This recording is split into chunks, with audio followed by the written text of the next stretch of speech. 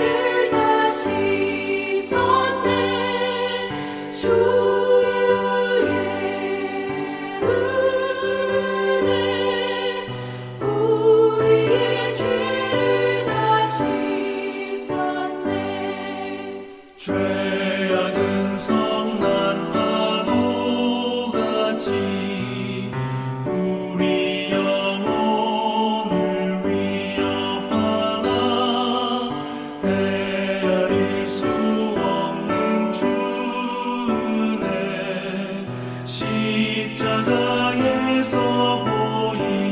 보이셨네. 주의 은혜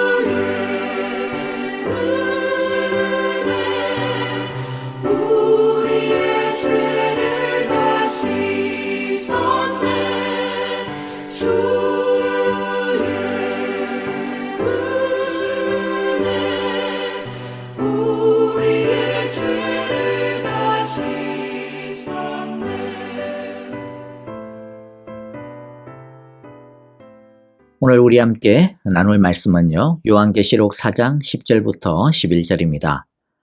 두 절이니까 우리 한 목소리로 같이 읽어보았으면 좋겠습니다. 24 장로는 그 보좌에 앉아 계신 분 앞에 엎드렸어 영원 무궁하도록 살아계신 분께 경배드리고 자기들의 면류관을 벗어서 보좌 앞에 내놓으면서 우리 주님이신 하나님, 주님은 영광과 존귀와 권능을 받으시기에 합당하신 분이십니다. 주님께서 만물을 창조하셨으며 만물은 주님의 뜻을 따라 생겨났고 또 창조되었기 때문입니다 하고 외쳤습니다. 자, 여러분들 오늘은 고난주간의 마지막 날 주님께서 무덤에 계신 날입니다. 무덤에 계신다는 것은 죽음의 고통 가운데 계셨다는 것입니다. 여기서 죽음의 고통이란 육적인 고통이 아니라 영적인 고통을 말합니다. 사도행전 2장 24절은 이렇게 주님의 죽음을 이야기하고 있습니다. 그러나 하나님께서는 그를 죽음의 고통에서 풀어서 살리셨습니다. 그가 죽음의 세력에 사로잡혀 있는 것은 있을 수 없는 일이기 때문입니다. 부활하시기 전에 예수님이 죽음의 고통 가운데 있었다. 죽음의 세력에 사로잡혀 있었다는 것이죠. 요한 칼빈은 예수님이 당하신 죽음의 고통에 대해 두 가지로 설명을 하고 있는데요. 하나의 고통은 육과 영이 분리되는 고통입니다. 육체적인 죽음이죠. 또 하나는 죄인들이 당하는 심판의 고통입니다. 모든 인류의 죄를 대신 지시고 죽으신 예수님의 죽음은 하나님의 심판과 저주의 죽음이기에 심판의 고통을 고스란히 당할 수밖에 없었던 것입니다. 이것은 예수님이 얼마나 극심한 영혼의 고통을 당하셨는지를 보여주시는 말씀입니다. 예수님이 당하신 고통은 말로 대충 감으로 당하는 고통이 아니었습니다. 예수님은 죄인들이 당하는 지옥의 고통까지도 우리를 위해 기꺼이 감당해 주신 것입니다. 이것이 예수님의 말할 수 없는 사랑입니다. 그래서 하이델베르크 신앙고백서라고 하는 신앙고백서가 있는데요. 거기에서 예수님의 이 죽음, 무덤의 은혜를 이렇게 설명해 주고 있습니다. 조금 풀어서 설명을 해드릴게요. 예수님이 죽음의 고통을 당하셨다는 것은 내가 큰 고통과 중대한 시험을 당할 때에도 나의 주 예수 그리스도께서 나를 지옥의 두려움과 고통으로부터 구원하셨음을 확신할 수 있게 해주고 풍성한 위로를 얻도록 해줍니다. 예수님은 그의 모든 고난을 통하여 특히 십자가에서 말할 수 없는 두려움과 아픔과 고통과 공포와 지옥의 고통을 친히 당하심으로써 나의 구원을 이루어 주셨습니다. 그러므로 이제는 그 어떤 두려움과 아픔과 고통과 지옥의 고통도 나를 집어삼킬 수 없습니다. 예수님이 친히 나 대신 다 받으셨기 때문입니다. 나는 이제 자유합니다. 그러므로 여러분, 이 무덤의 토요일은 주님이 우리를 위하여 죽음의 고통을 친히 맛보신 날입니다. 우리가 당해야 하는 죽음의 고통과 하나님의 심판을 주님께서 대신 온 영으로 받아주시는 시간입니다. 주님이 우리 대신 죽음의 고통을 당하셨기에 이제 우리는 죽음의 고통에서 자유하게 된 것입니다. 우리가 언젠가 육체의 죽음을 당할 날이 오겠지만은 그러나 그 육체의 죽음 뒤에 마땅히 있어야 하는 죽음의 고통이 예수 믿는 사람에게는 이제 더 이상 없어진 것입니다. 주님께서 다 당하시고 다 값을 지불하셨기 때문입니다. 그러므로 이 토요일은 주님께서 지옥의 고통까지 당하시면서 우리를 사랑하신 날입니다. 우리에게는 죽음의 고통에서 벗어나는 자유의 날이요, 해방의 날이요, 승리의 날인 것입니다. 그러므로 오늘 하루 나를 위해 죽음을 넘어 죽음의 고통, 심판의 저주까지 당하신 예수님의 그 고통을 묵상하는 시간이 될 수 있기를 원합니다. 왜냐하면 그 고통은 우리가 마땅히 당해야 했던 고통이기 때문입니다. 그 고통을 알 때 우리는 예수님이 얼마나 우리를 사랑하시는지, 그 은혜가 얼마나 지극히 크신지를 제대로 알고 느낄 수 있는 감격을 누리게 될 것입니다. 우리 모두가 이 사랑을 온전히 알 수 있게 되시기를 간절히 기도합니다. 이 사랑을 절절하게 느낄 때 우리는 그때에 비로소 하나님을 제대로 사랑할 수 있고 예배할 수 있고 감사할 수 있고 또 제대로 믿을 수 있고 기쁨으로 순종할 수 있게 될 것입니다. 제대로 기뻐할 수 있게 될 것입니다. 그래서 어떠한 시련, 어떠한 환난, 어떠한 유혹이 오더라도 흔들리지 않게 될 것입니다.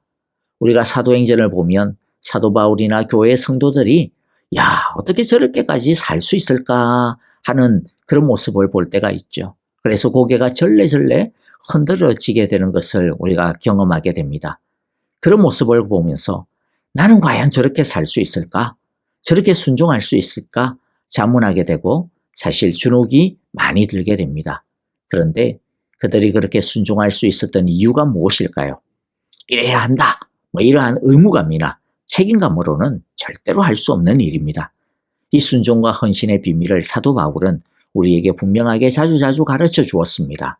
고린도후서 5장 14절에 보면 그리스도의 사랑이 우리를 휘어잡습니다. 그리스도의 사랑이 우리를 휘어잡습니다. 그리스도의 사랑이 휘어잡고 있기 때문이라는 거죠. 그리스도의 사랑이 무엇입니까? 나를 구원해 주신 사랑, 나를 구원하시기 위해 죽음의 고통도 기꺼이 대신 감당해 주신 사랑, 그 사랑입니다. 예수님이 얼마나 나를 사랑하시는지 그 사랑의 감격과 뜨거움이 가슴 속에서 불타오르기 때문에 순종이 힘들지 않고 재밌고 기쁜 것입니다. 오늘 이 토요일 무덤의 날에 우리에게도 예수님의 이 사랑의 뜨거움이 우리의 가슴 속에 흘러넘치게 되시기를 간절히 바라고 기도합니다. 예수님의 이 사랑에 사도 바울의 고백처럼 우리 모두가 사로잡히는, 휘어잡아 주시는 은혜와 축복이 우리를 덮어주시기를 간절히 바라고 축복합니다. 이 사랑에 사로잡힐 때에 우리는 진정한 예배자가 될 수 있습니다. 즐겁게 순종하는 순종꾼이 될 수 있을 것입니다. 자, 이제 오늘 10절을 보면 이 사랑에 사로잡힌 진정한 예배자들을 우리가 만나게 됩니다. 즐겁게 순종하는 종들의 모습을 보게 됩니다. 지난 주일에 살펴보았었죠. 하늘나라에서 24장로들이 노래하고 예배하고 있습니다. 24장로는 어떤 특정한 인물이 아니라 신구약 시대의 모든 성도들의 대표자입니다. 끝까지 믿음의 길을 걸어간 승리한 성도들의 대표들이요, 교회입니다. 24장로들이 찬양하는 모습은 굉장히 인상 깊습니다. 방금 말씀드렸듯이 예수님의 사랑에 잠길 때에, 그 사랑에 사로잡힐 때 우리가 이렇게 예배하게 되어질 것입니다. 우리 모두가 이런 예배자들이 다 될 수 있기를 바랍니다. 우리의 모든 일상이 이런 감격과 사랑으로 충만한 예배 일상들이 될 수 있게 되기를 간절히 기대해 봅니다. 10절을 보면요, 24장로는 그 보좌에 앉아 계신 분 앞에 엎드려서 영원무궁하도록 살아계신 분께 경배드리고 자기들의 면류관을 벗어서 보좌 앞에 내놓으면서, 자, 엎드려서 경배드립니다. 24장로들에게는 하나님께서 승리한 자들에게 준 승리의 보좌가 있었습니다. 하지만 이들은 거기에 앉아 있을 수가 없었습니다. 일어나 엎드렸습니다. 지난 우리가 목요일 날 예배 가운데서도 함께 나눈 말씀이 있죠. 마리아가 향유를 예수님 발 앞에 아낌없이 붓고는 자신의 머리카락으로 주님의 발을 씻어 주었습니다. 완전히 엎드려서 주님의 사랑을 씻겼습니다. 이처럼 주님의 사랑에 사로잡히는 사람은 엎드려 주님을 경배합니다. 엎드림으로 하나님을 경배하는 것은 참 중요한 것 같습니다. 물론 예배를 드리는데 어떤 형식만이 중요하다, 반드시 어떤 형식으로 해야 된다, 그런 것은 없습니다. 형식주의나 외형만 치중하는 것은 우리가 절대적으로 피하고 버려야 할 외식들입니다. 그러나 우리 주님을 예배하고 높일 때 우리는 거기에 걸맞는 완전히 낮아짐의 모습을 보일 수밖에 없게 될 것입니다. 주님을 진정으로 높이게 될 것입니다. 진심과 진정을 다하게 되기 때문이죠. 또 24장로들은 자기들의 면류관을 벗어드리며 경배했습니다. 자기들의 면류관을 벗는다라는 것이 무슨 뜻일까요? 면류관은 자랑이고 인정의 표요, 상급입니다. 이 면류관은 주님이 이들에게 주신 것입니다. 자기들이 스스로 만들어 쓴 것이 아닙니다. 믿음으로 끝까지 순종하고 이긴 자들에게 주님께서 그 믿음을 인정해 주시며 축복하며 주신 상급인 것이죠. 즉 하나님이 이들을 면류관을 쓸 자격이 있다라고 인정해 주신 것입니다. 그런데 벗습니다. 왜 벗습니까? 11절이 그 이유예요. 우리의 주님이신 하나님, 주님은 영광과 존귀와 권능을 받으시기에 합당하신 분이십니다. 주님께서 만물을 창조하셨으며 만물은 주님의 뜻을 따라 생겨났고 또 창조되었기 때문입니다 하고 외쳤습니다. 하나님을 제대로 알게 되었기 때문입니다. 보좌에 앉으신 거룩하신 하나님을 만나게 되자 이들은 자신의 자리에서 벌떡 일어날 수밖에 없었고 자신들의 멸류관을 벗을 수밖에 없었습니다. 너무 위대하시기 때문이죠. 자신에게는 자격이 아무것도 없다라고 하는 것을 철저하게, 처절하게 보게 되기 때문이죠. 자신의 멸류관이 자기의 능력이나 자격이 있어서가 아니라 이것마저도 하나님이 인정해 주셨지만 그것마저도 하나님의 은혜였음을 하나님의 보좌 앞에 서게 되면 자신의 그 모습을 보게 되기 때문입니다. 바울이 고백한 것처럼 나의 나된 것은 다 주님의 은혜 때문이다 라고 하는 것을 알게 되기 때문입니다. 우리의 믿음, 우리의 열심, 우리의 인내, 우리의 승리 그 모든 것도 사실은 죽기까지 사랑하여 주신 주님의 사랑 때문이구나. 못나고 허점투성이인 우리를 계속 참아주시고 기다려주시고 또 그런 우리를 자라게 하시고 싸울 수 있도록 힘을 주시고 승리할 수 있도록 은혜를 주신 주님 덕분이구나 라고 하는 것을 알게 되면 모든 것이 주님으로부터 나왔고 주님께서 행하신 것이라고 하는 것을 알게 되면 자신의 멸류관을 벗을 수밖에 없게 되는 것입니다. 우리가 쓰고 있는 멸류관은 내가 쓸 것이 아니고 하나님이 쓰셔야 한다라고 하는 것을 뼛속 깊이 느끼게 될 수밖에 없게 되는 것이죠. 그래서 절로 멸류관을 벗어서 하나님께 드리게 되는 것입니다. 몇 주 전에 새벽 기도를 마치고 몇 분이랑 이야기하면서 그런 이야기가 나왔어요. 목사님, 어떻게 하면 더 낮아질 수 있을까요? 더 낮아지고 싶은데 어떻게 해야 될까요? 그때 어떤 분이 말했어요. 먼저 하나님의 사랑을 누리는 것부터 해야 되지 않겠어요? 정말 기가 막힌 답이 아닐 수 없습니다. 맞습니다. 낮아지고 순종하고 헌신하고 어떻게 해야 할 수 있을까요? 하고 싶다고 이렇게 해야 되겠다고 그런다고 해서 되어지지 않는다라는 거 우리 너무 잘 압니다. 사실은 자연스럽게 되게 해야 합니다.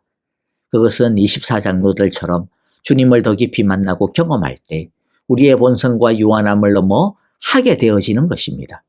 주님의 십자가의 무한한 사랑에 사로잡힐 때 그 사랑의 힘이 우리를 강권해 주시는 것입니다. 세상에 있고 없음을 뛰어넘는 기쁨의 능력이 우리 속에서 절로 솟아나게 되는 것이고 우리 안에서 열매가 맺게 되어지게 되는 것입니다. 말씀을 마무리합니다. 주님께서 십자가에서 자신의 육신을 찢으시고 피를 남김없이 쏟아주신 이유가 무엇입니까? 하나님의 사랑을 모르고 살고 있던 우리에게 하나님의 사랑을 쏟아부어 주시기 위함입니다. 그 사랑 안에 그 주님의 사랑의 풍성함에 한없이 잠겨 살도록 해주시기 위함입니다. 우리 모두 주님의 죽음의 고통을 묵상하는 하루가 되기를 바랍니다. 그리고 그 고통을 우리를 위해 기꺼이 즐겁게 당하시고 대신에 우리에게는 고통이 아니라 하늘의 기쁨과 평안과 사랑과 행복을 주신 주님의 사랑을 제대로 알고 그 사랑에 빠지는 그 사랑에 사로잡히는 우리 모두가 되시기를 간절히 기도하고 축복합니다. 아멘. 자, 오늘 우리에게 주신 말씀 기억하시면서 함께 찬양하며 기도하도록 하겠습니다. 내일은 부활절입니다. 부활의 큰 기쁨과 사랑 안에 잠기는 예배되게 하소서. 우리 그렇게 기도하기를 원하고요. 또 우리 교회와 형제자매들을 위하여 기도합니다. 선교사님들을 위하여 기도하고요. 우리 모든 선교지의 모든 세상에 이 부활의 능력 있게 나타나게 하소서라고 우리 함께 기도하며 찬양하도록 하겠습니다. 함께 찬양 드리며 기도하겠습니다.